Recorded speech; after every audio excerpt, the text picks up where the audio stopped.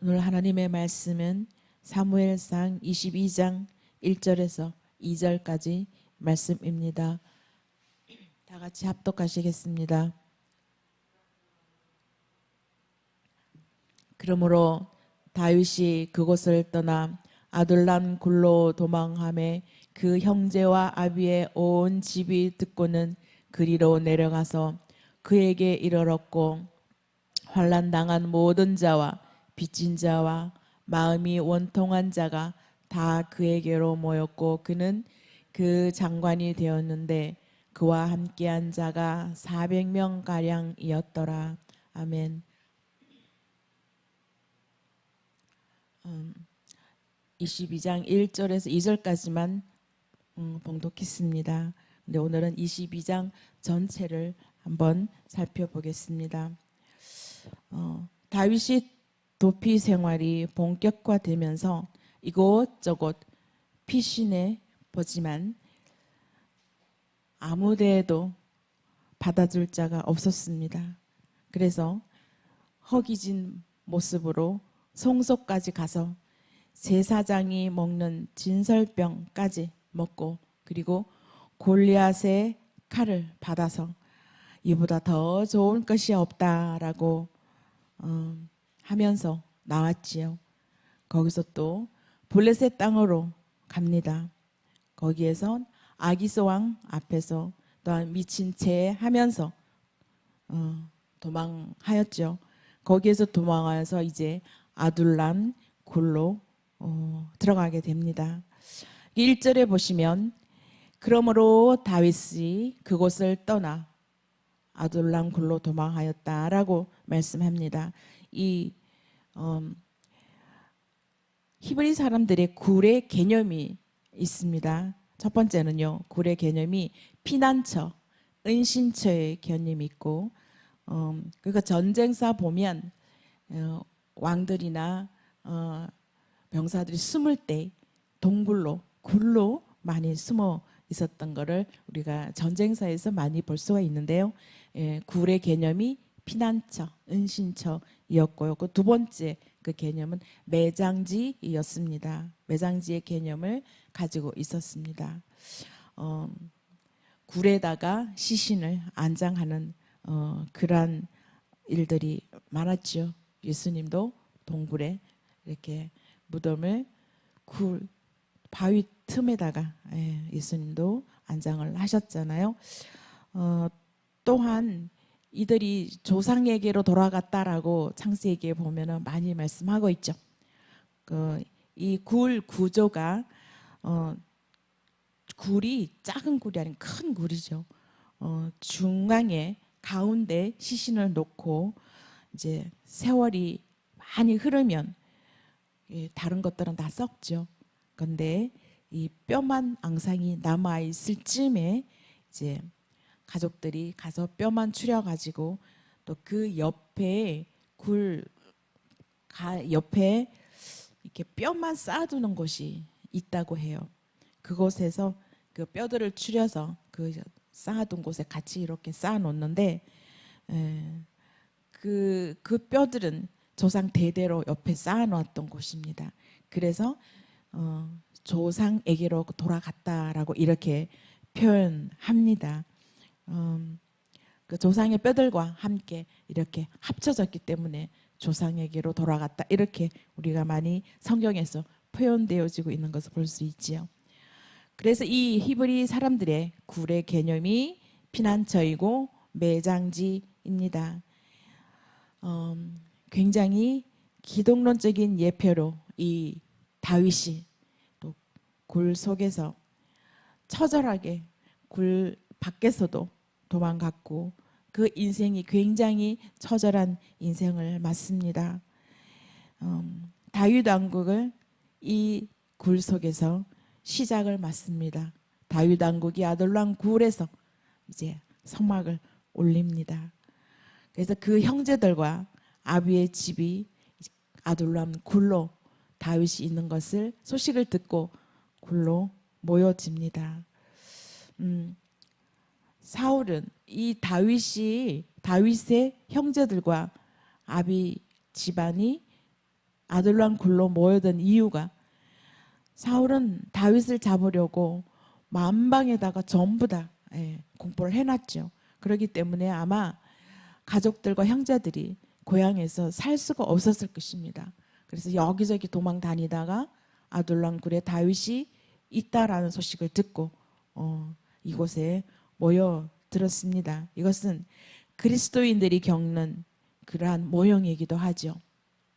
예, 그리스도 때문에 고난을 당하고 그리스도 때문에 불편을 느끼고 그리스도 때문에 힘들어하는 그런 일들이 너무나 많이 있죠. 지금은 조금 변해져서 예전에는 그리스도 때문에 고통당하는 일이 너무나 많았지 않습니까? 근데 지금은 좀 변질되었죠. 많이 그리스도 때문에 이제 세상의 복을 누리고 그리스도로 인해서 세상의 평안을 누리기를 원하는 그러한 일들이 이렇게 많이 변했습니다. 지금 이 다윗 때문에 형제들이 고난을 겪고 있지요. 이것이 바로 기독론적인 모형입니다.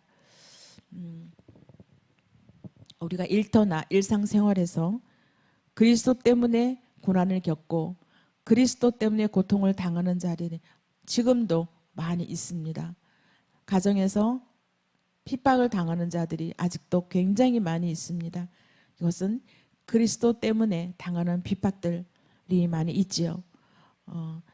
지금 이 자리에 모여있는 우리들은 그러한 일들이 없지만 아직도 그리스도로 인해서 핍박을 당하는 분들이 너무나 많습니다.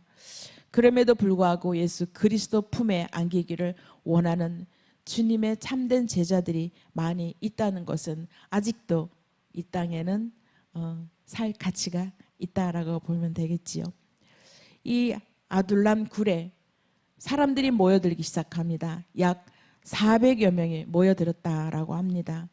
지금 여기 인원을 400여 명이라고 표시되어 있지만 이것은 전쟁에 나갈 수 있는 그러한 남자의 수, 성인 남자의 수만 얘기하고 있는 것입니다. 근데 그것을 전체를 다 합하면 이보다 훨씬 더 많은 사람들이 아둘람 굴로 다 모여들었습니다.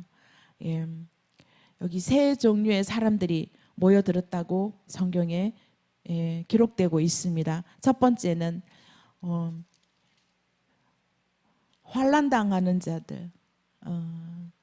2절에 보면 쭉 나오죠. 환난당한 자, 그리고 빚진 자, 마음이 원통한 자가 모여들었다라고 기록하고 있습니다. 환난당하는 자, 이들은 어떤 환난을 당하였는지 그리고 왜 이 환난을 당했는지는 언급하고 있지는 않습니다. 다만 이들은 사울이 많은 고통을 주었겠죠. 학정에 시달려온 일반 백성들이거나 아니면 사울에게 고통을 당한 정치인들 가운데 다윗을 추종하는 그러한 자들이 아닐까 하고 학자들은 추측합니다. 또한 두 번째 또 빚진 자들이 또 모였다고 합니다.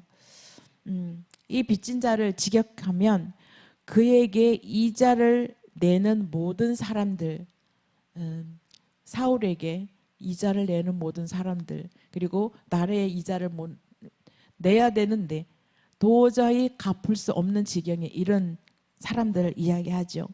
사울이 학증에 의해서 재산을 강탈당하기도 하고 그리고 불이익을 당한 사람들을 가리킵니다.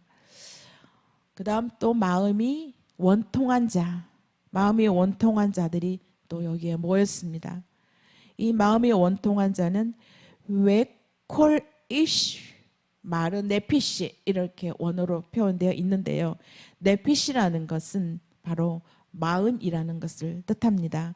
그리고 마르 네피시 이것은 고통스럽고 분노한 그러한 마음을 얘기하고 있습니다.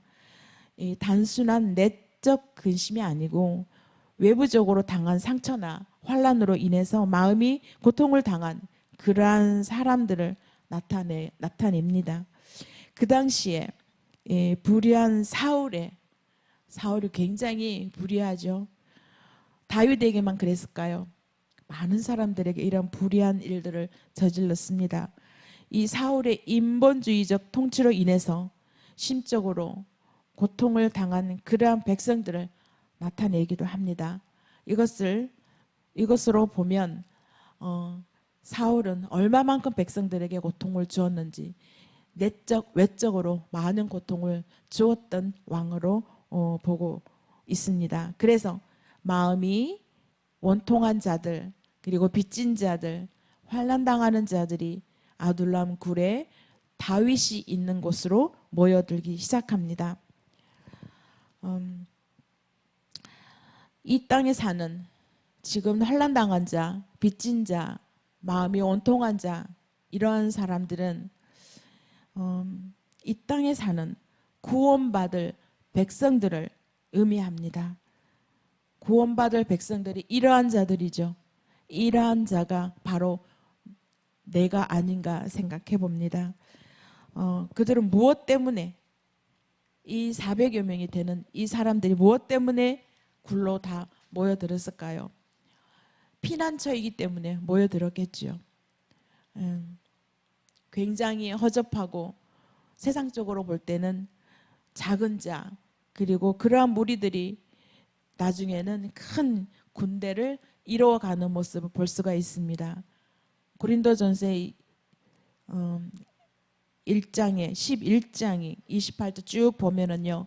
세상의 못난 자 그리고 없는 자 작은 자 미련한 자 어리석은 자 천하고 멸시받는 자 이런 자를 세워서 하나님께서는 강한 자 앞에 이런 강한 자 앞에 세워서 강한 자로 하나님께서 사용하시는 것을 볼 수가 있습니다. 강한 자들로 하여금 이런 자들을 세워서 부끄럽게 만드는 하나님이심을 볼 수가 있습니다.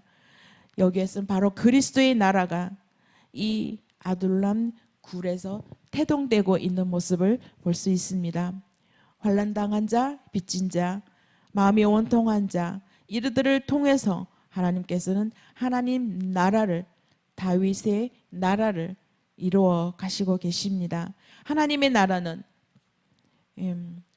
팔복에서 말씀하시는 그 심령이 가난한 자, 애통하는 자 이러한 자들 소망은 바로 피난처인 아둘람 굴에 도망온 이런 자들 마찬가지로 피난처는 바로 예수 그리스도밖에 없다는 것입니다.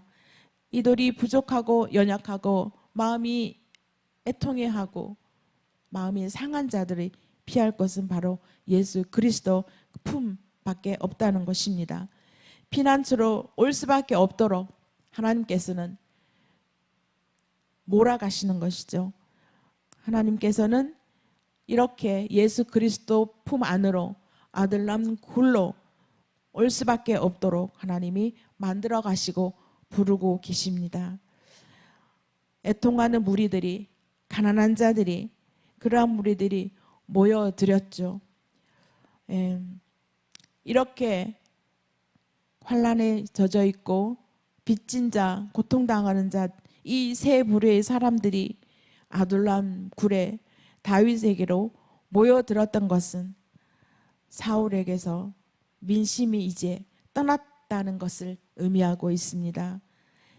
약자들을 보호하시는 하나님께서 다윗과 함께 하심을 상징하고 있는 것입니다. 그리스도의 왕국 다윗의 나라가 태동되고 있는 모습을 명백히 드러나고 있는 것입니다. 다윗은 이제 아둘람 굴에서 또 이동합니다. 모압으로 도피를 합니다.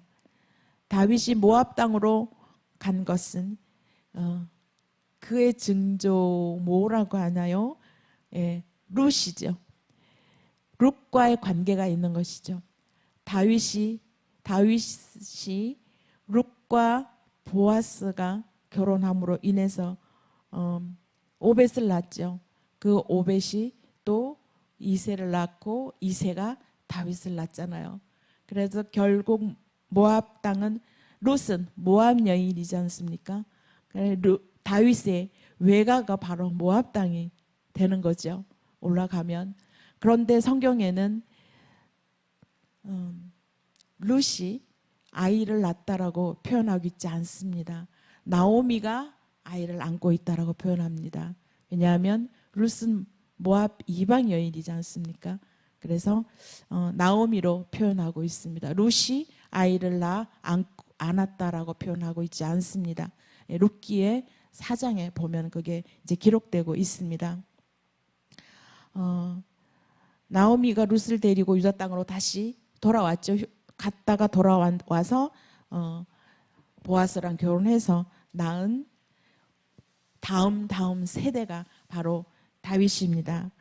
예, 그런데 하나님께서는 이스라엘 왕으로 세워질 기름 부음 받은 자가 이방 땅에 있기를 원하지 않았습니다. 그래서 갓 선지자에게 다윗이 다시 유대 땅으로 돌아오라고 명령하라고 하나님께서 명령하십니다. 그래서 갓 선지자를 통해서 다윗은 다시 모압 땅에서 유대 땅으로 돌아옵니다.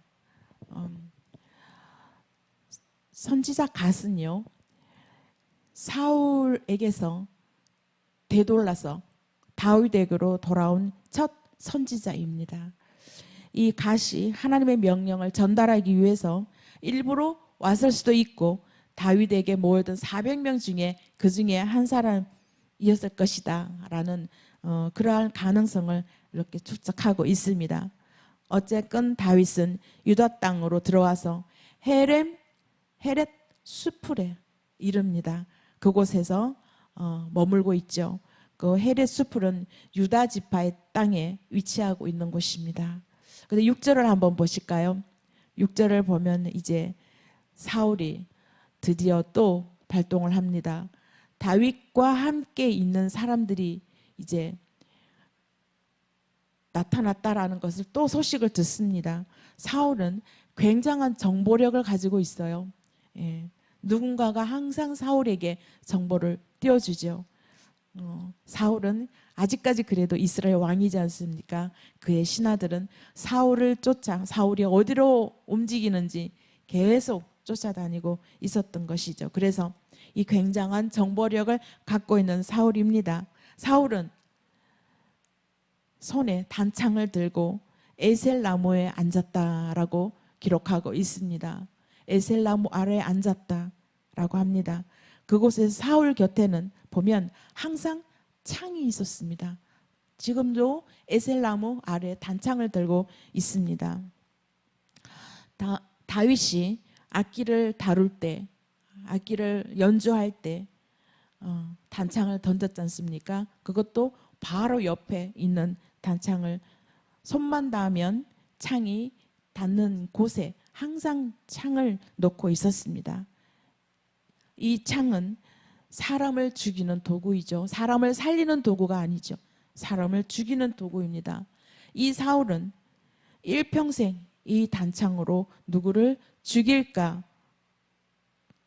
생각하고 있는 그러한 사람이었습니다. 누구를 죽일까라고 생각하며 살아온 사람이죠. 사람을 살리는 삶이 아니라 사람을 죽이는 삶을 살았습니다. 그것은 사람을 죽이려고 창을 들고 있는 것은 항상 두려움이 있었다는 것이죠. 두려움과 시기와 질투, 악감 이런 것들이 늘 마음에 있었기 때문에 창을 가지고 있었습니다. 창을 단지 무기로만 생각하고 있지는 않습니까? 창은 내 마음 속에 두고 있지는 않는지요. 우리가 사람을 만날 때 항상 이 창을 들고 있는 사람들이 있죠. 사람을 만나면 꼭 누구는 어떻고 누구는 어떻고 흉을 보는 사람이 있습니다. 그래서 그 창을 들고 꼭 그 사람을 찌르는 말만 하는 사람, 그러한 사람들이 있습니다. 그것은 사울의 단창이라고 표현할 수가 있습니다. 또한 교회 안에서도 우리 교회는 그런 일이 없지요. 예, 다른 교회도 보면 연세가 드셔서 권사님이 되신 분들, 오래 되신 분들은 젊은 세대들이 보면 마음에 안 드는 부분이 너무 많지요. 예, 그것을 그 젊은이들에게 단창을 던집니다. 이래서 되겠어? 이러니까 안 되지. 이러면 안 돼. 이러고 계속 지적하는 그러한 오래되신 분들이 많이 계십니다. 그러한 단창들을 가지고 계시는 분들이 많이 있지요. 사울의 단창과 다를 바 없습니다. 사울은 무기를 가지고 사람을 죽이려고 생각하고 있었지만 지금 오늘날 우리의 마음속에 이 단창을 가지고 사람을 살리는 것이 아니라 죽이려고 하지 않았는지 우리가 한번 돌아보면 좋겠고요. 그리고 그러한 자들이 많이 있지 않도록 우리는 교회 안에서 날마다 그 단창을 없애는 그러한 기도를 많이 해야 된다고 생각합니다. 다윗은 항상 죽이는 쪽이 아니라 살리는 편에 서 있었고 그 편을 선택했습니다. 어떠한 상황이 벌어질지라도 사울과 같이 죽이는 자 편에 서지 아니하고 항상 생명을 편에 죽음의 편에 서지 아니하고 생명의 편에 서 있었던 것입니다. 이제 7절 8절에 쭉 보면은요. 사울은 정말로 이제는 사울이 미친 사람처럼 이야기를 합니다. 일어나지도 않는 실제로 일어나지도 않는 일을 가지고 상상하면서 거짓말을 하고 있는 것이죠.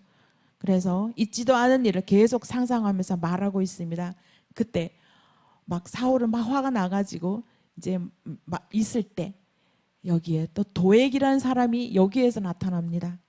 여러분 도액은 아시죠? 지난주에 노비 제사장 아히멜렉한테 가서 다윗이 숨어서 배고픔을 허기를 달래려고 먹을 것을 찾으러 들어갔지요. 그런데 그 이야기를 이제 딱 감춰놓고 있다가 그것을 언젠가 사용하려고 단창을 가슴에 딱 품고 있다가 여기에서 창을 꺼냅니다. 사망의 편에 지금 서 있는 것입니다. 고자질을 하게 되는 것이죠.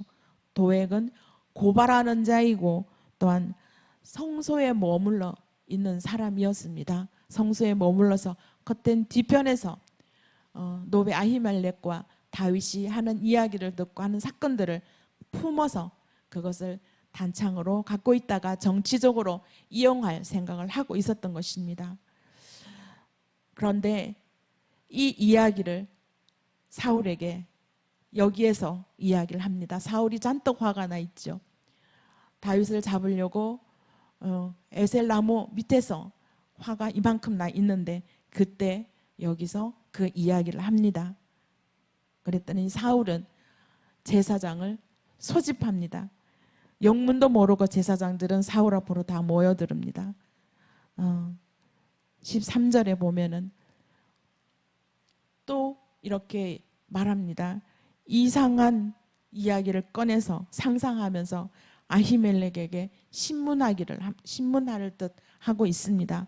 그렇지만 아히멜렉은 직언을 하게 되는 거죠. 죽음을 무릅쓰고 다윗을 잡으려고 혈안이 되어 있는 사울에게 이렇게 14절에처럼 다윗은 신하 중에 신하이고 충실한 자다. 왕에게 충실한 자고 왕이 사이가 되어 있고 왕의 모신 왕실에서 존귀한 자다라고 이렇게 다윗을 이렇게 좋은 긍정적으로 이야기한다라는 것은 죽음을 무릅쓰고 이야기한다라는 것입니다. 다윗은 과연 왕의 충성된 군사가 아니냐 이렇게 얘기합니다.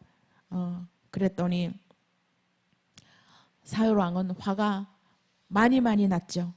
예. 이 도액이라는 사람은요 에돔 사람입니다. 야곱 혈통과 에서 혈통 여러분 다 아시죠? 이 에돔 사람은 에서의 혈통입니다. 그래서 야곱 혈통과 에서의 혈통은 항상 충돌이 일어나고 있습니다. 에서의 혈통은 늘 죽이는 편에 서 있고 야곱의 혈통 그 가문을 죽이려고 늘 충돌을 일으키는 그러한 곳입니다. 사람들입니다. 바로 이 에돔 사람이 바로 도액이라는 사람입니다. 사울은 이 도액에게 명령합니다. 노베 제사장들을 다 죽이라고. 지금 모여든 노베 제사장들, 세마포를 입은 노베 제사장들 85명을 다 죽이라고 도액에게 명령합니다. 도액은 가서 그들을 다 죽이죠. 그 제사장들만 죽이는 것이 아니라 성읍에 있는 모든 짐승들, 그리고 모든 사들, 어린아이들, 남녀노소 모두 다 죽입니다. 다 죽이고 나니 아히멜렉의 아들, 전부 죽이는 아히멜렉의 그 아들 하나, 아비아달이라는 아들만 도망하여서, 얼마나 무서웠겠습니까? 도망하여서 다윗에게로 달려갑니다. 가서 제사장들이 이렇게 죽었다라고 고합니다. 사울의 이 높 제사장 학살 사건은요, 사울에게서 민심이 떠나고 있는 이유 중에 하나였습니다. 사울의 지위는 급격히 격하되어서 지지율도 감소되고 다윗은 이제 이 일로 급상승하게 됩니다. 다윗을 신뢰하고 몰려든 백성들과 굉장히 대조를 이루고 있는 이 사건이었습니다. 다윗은 이제 떠오르는 태양이고 사울은 서산에 지는 해와 같은 그러한 사건이 이 사건이었습니다. 오늘 이 본문 22장 전체 메시지는 이렇게 정리 한번 하면, 첫 번째는 다윗은 홀로 있지만 아둘람 굴에서 그의 가족과 환난당한 모든 자, 그리고 빚진 자, 마음이 원통한 자 400여 명을 함께 하게 되는 거죠.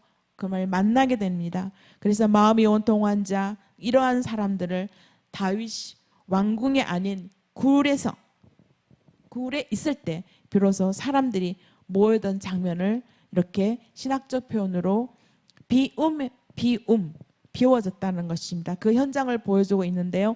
비움이란 것 바로 낮아짐을 의미하고 있습니다. 하나님께서는 소외되고 상처받고 낮은 자들을 통해서 새로운 하나님의 나라의 모델을 세워가고 있습니다.